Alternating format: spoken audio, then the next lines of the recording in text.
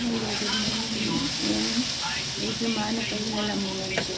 Kahapon kasi grabe yung sakit ng ko. Kaya nagpunta ako.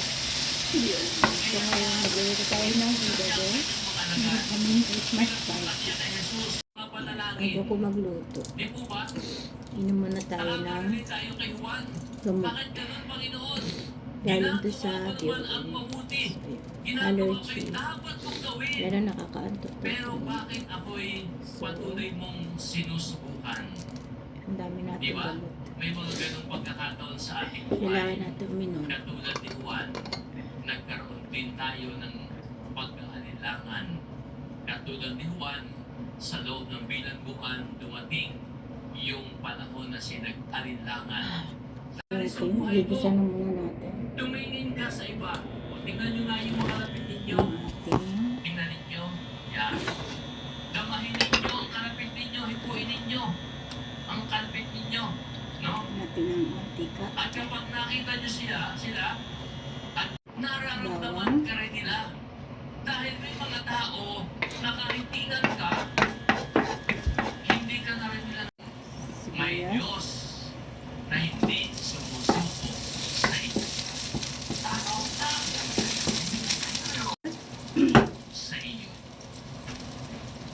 Sabi nga po na isang manunulat, joy is a choice of trust. Sinasangkot ko naman na ito kanina. Kaya ilalagay na natin Is a lahat. choice of life. Then yung atay.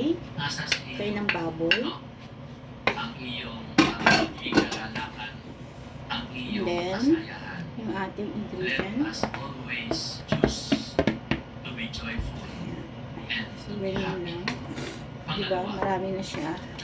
magalak tayo Tapos, lalagyan lang natin dahil siya may ng mga maliliit na himala araw-araw.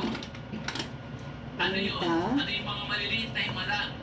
Ang himala hindi Toyo. lamang yung malalaking kwento na parang pelikula. Ang himala ay Then, at maaaring sike.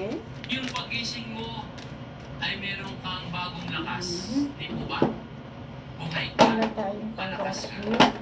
Yung maliliit na mga himala ay So, yung ilalagay pagising natin. mo na buhay pa Siguro. ang katabi mo Wala tayong tanggoras. Kaya ito ilalagay natin. na kahit lasing ko Para at may hangover pa medyo ay maanghang. buhay pa yung mahal mo. Di po ba? Yun ay maliit na himala. Yung pagising mo na ang katabi mo ay At asawa mo. kunting suka. Kasi yung iba nagigising hindi habang And finish, igado, and sinigang na manok. Ang aming pagkain sa Christmas party. Thank you for watching.